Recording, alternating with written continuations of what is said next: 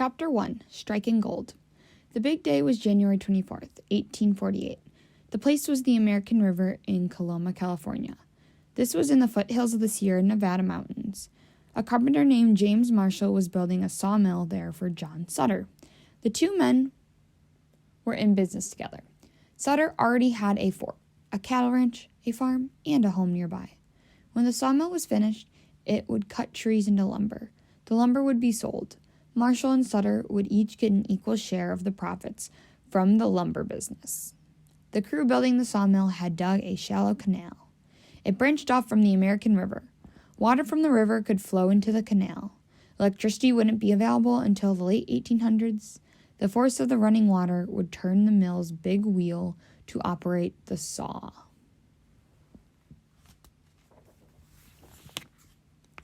Foothills of the Sierra Nevada in California, where much of the gold was found.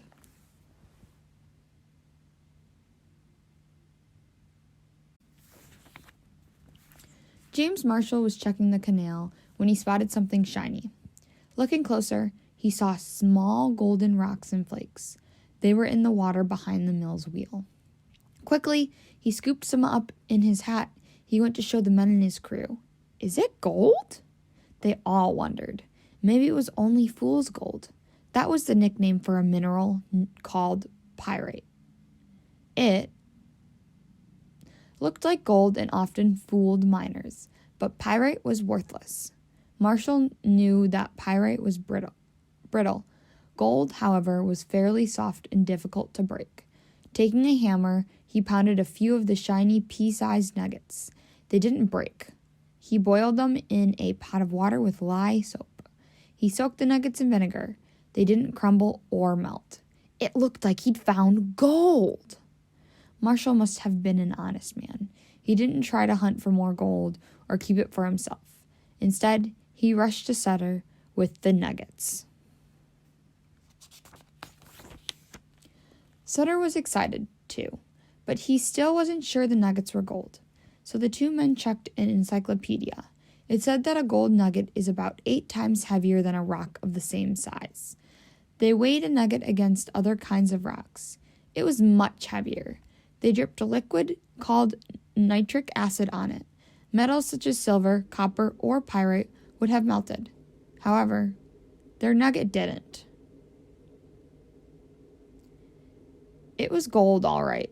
They were going to be rich, or so the two men thought. Almost immediately, John Sutter began to worry. He didn't actually own the land where the gold had been found. He needed to gain control of it, and fast. The United States had just defeated Mexico in the Mexican-American War. Soon, the United States would own California. Then, any U.S. citizen would claim 160 acres of public land in California for $1.25 an acre. But nobody could do that until Mexico signed a treaty. A tribe of Nisenan Native Americans had lived in the land for more than 1,000 years. Sutter decided to work a couple of deals with them to take over the land. They weren't fair deals, though.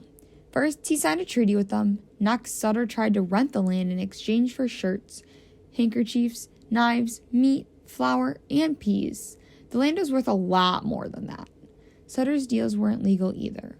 Only the U.S. government had the power to make treaties. The government also claimed that Native Americans had no right to own land, even the land they lived on long before white settlers arrived.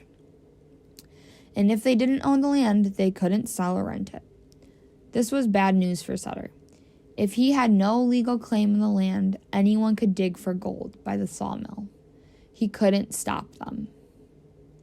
How could he make sure no one else found out about the gold? By keeping it a secret.